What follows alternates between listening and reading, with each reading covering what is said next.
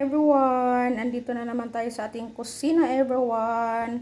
Ako po ay magsisigang ng fried sinigang dahil medyo po mataba ang ating karne, so kailangan po muna natin siyang iprito. At nandito po ang ating mga gulay na pangsigang.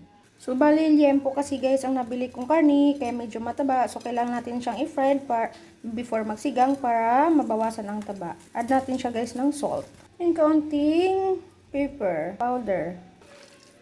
Ayan na guys, ipiprito muna natin ang ating karne upang mabawasan ang taba ng ating karne. Habang nagpiprito tayo guys ng ating karne, atin namang i-ready itong ating mga gulay. So ayan na guys ang ating gulay. So ilalaga muna natin ang ating gabi and then kamatis at saka radish habang nagluluto pa tayo dito.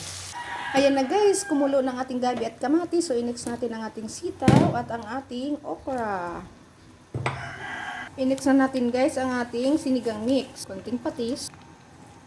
Ayan na guys, i-mix natin guys ang ating kangkong. Guys, ihuhuli natin ang ating karne kasi luto na po yung ating karne para hindi po siya lalong lumabas ang mantika. Guys, ganun po ang diskarte dun. Kaya inuuna ko po lutuin ang gulay. So pag naluto na po itong lahat ng gulay, saka po natin ilagay ang karne. Ayan na guys, luto na ang ating mga gulay. Ito po ang ating fried karne.